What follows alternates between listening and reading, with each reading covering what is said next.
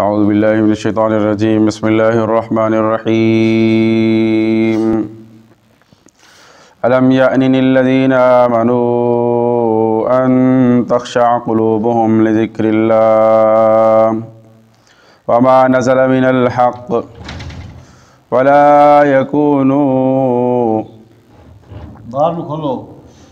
يكونوا كالذين اوتوا الكتاب من قبل فطال عليهم الامد فقست قلوبهم وكثير منهم فاسقون. صدق اللہ العظیم. درست پڑھ لیں. سورۃ الحدید آیت نمبر 16 سے بات شروع ہو رہی ہے. کیا وہ وقت نہیں آیا ان لوگوں کے لیے جو ایمان لائے ہیں کہ ان کے دل ڈر جاتے اللہ کے ذکر کے لیے، اللہ کی یاد کے لیے ان کے دل ڈر جاتے؟ کیا ابھی وہ وقت نہیں آیا؟ اب ہمارے سامنے جتنے مرضی اللہ تعالیٰ کا نام لیتے رہو، نبی کا نام لیتے رہو، قرآن مجید کا نام لیتے رہو، کوئی ذہن میں نہیں آتا. خوف ہی ختم ہو گیا. قیامت کا خوف نکل گیا، اللہ کا خوف نکل گیا، رسول کا خوف نکل گیا، قرآن مجید کا حیا نکل گیا. حدیث پاک میں آتا ہے سب سے پہلے اللہ پاک خشوع اٹھا لیں گے، دل سے اللہ تعالیٰ کا خوف اور عاجزی نکال لیں گے. تو ہماری نمازیں آپ کے سامنے ہیں. نہ نماز کو دل کرتا ہے، نہ دین کو دل کرتا ہے، نہ کسی چیز کو دل کرتا ہے. جو نمازی ہیں تو وہ بھی ہمارے سامنے ہیں، بس وہ ذہن کے اندر کچھ چل رہا ہوتا ہے، نماز کہاں ادا ہو رہی تھی. آٹومیٹک سسٹم ہے. اللہ اکبر کیا اور اس وقت پتہ چلتا ہے جس وقت سلام پھیر لیے، نہ کوئی یاد ہے سبحانک اللہ پڑھی ہے، نہ یاد ہے اللہ کا نام لیا ہے، نہ یاد ہے اس میں کیا پڑھا ہے، کیا مانگا ہے، کیا دعائیں مانگی ہیں، کیا کچھ پڑھا ہے. کچھ آٹومیٹک سسٹم ہے. جس طرح کسی مشین کا بٹن دبا دیتے ہیں تو پھر پتہ چلتا ہے جس وقت تو آٹومیٹک چلتی رہتی ہے. اس طرح ہماری نمازیں ہو گئی. تو وہ بھی لوگ تھے جو نماز پڑھتے تھے تو روتے تھے. لمبی لمبی نماز، ہر وقت ہچکیاں بن جاتی تھیں، سارا کچھ کرتے تھے تو ان کے دل زندہ تھے. حدیث پاک میں آتا ہے کہ ذکر کرنے والے کی مثال زندہ کی مثال ہے اور ذکر نہ کرنے والے کی مثال مردہ کی مثال ہے. تو ہمارے دل کیا ہو چکے ہیں بھائی؟ تقریباً مر چکے ہیں. تو اس لیے دلوں کا زنگ اتارا کرو بھائی.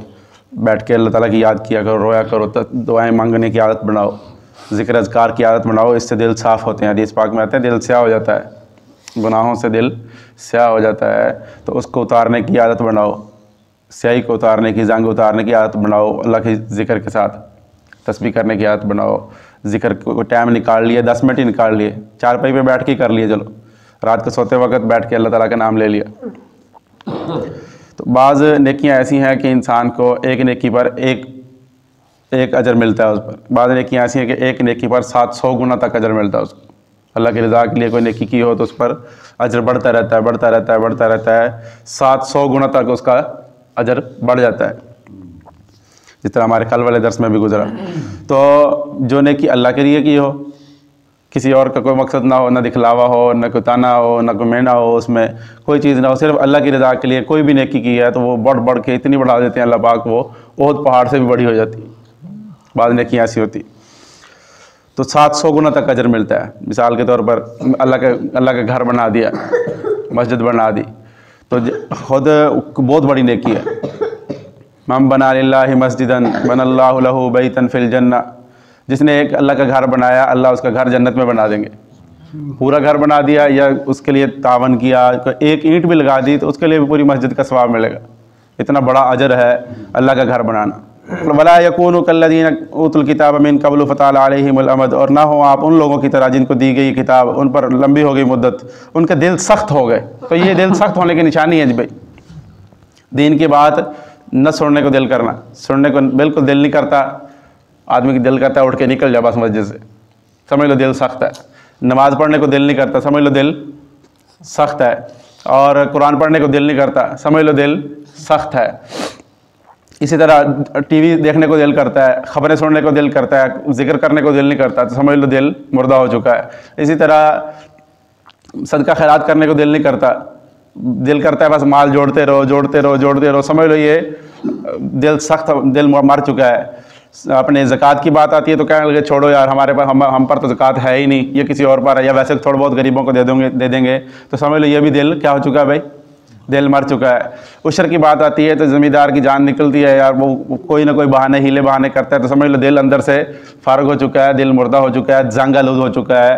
تو اس کو کیا کیا چاہیے بھائی, تو دل زندہ کرنا چاہیے, اللہ والوں کے پاس بیٹھے, ذکر اذکار کرے, قرآن مجید کی تلاوت کرے, توبہ استغفار کرے. میرا دل کیا ہو چکا ہے, سیاہ ہو چکا ہے, وہ مر چکا ہے بالکل. بعض لوگوں کو سیاہ ہوتا ہے, بعض لوگوں کو مر چکا ہوتا ہے. تو اس لیے اللہ پاک سے عافیت مانگتے رہنا چاہیے کہ یا اللہ ہمارے دل زندہ فرما, ہمارا دل زندہ فرما, نیکی کی طرف دل کرے, نماز کو دل کرے, قرآن کو دل کرے, ذکر اذکار کو دل کرے, صدقہ خیرات کرنے کو دل کرے, نیک اعمال میں کرنے کو دل کرے. تو پھر سمجھ لو دل کیا ہے بھائی, زندہ ہے. اگر ان چیزوں کو دل نہیں کرتا سمجھ لو ہمارا دل ہر انسان اپنے بارے میں تو سوچ سکتا ہے نا بھائی. ہم پورے پاکستان کے بارے میں ہم یہ ہے کہ ہم دوسروں کے بارے میں سوچتے ہیں. ہمارے پاکستانیوں کا یہ مزاج ہے کہ دوسروں کے بارے میں وقت بھی ہوتا ہے, وقت نکالتے بھی ہیں, دوسرے کے لیے بیٹھ کے سوچتے ہیں, اپنے لیے کوئی نہیں سوچتا. تو اس لیے خود دیکھو بھی میرا دل کس کی طرف جا رہا ہے. فقصت قلوبہم, جیسے لوگوں کے دل کیا ہو گئے ہیں بھائی, سخت ہو گئے ہیں. وکثیر منہم فاسقون, بہت سارے ان میں سے نافرمان ہیں. جان لو اعلموا ان اللہ یحیی الارض بعد موتہا, جان لو کہ بے شک اللہ زندہ کرتا ہے زمین کو اس کے مرنے کے بعد.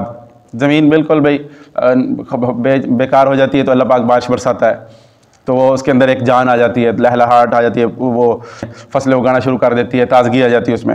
قد بینا لکم الآیات, اسی طرح تحقیق اللہ تعالیٰ بیان کرتا ہے تمہارے لیے آیات, لعلکم تعقلون, تاکہ تم سمجھو بات کو.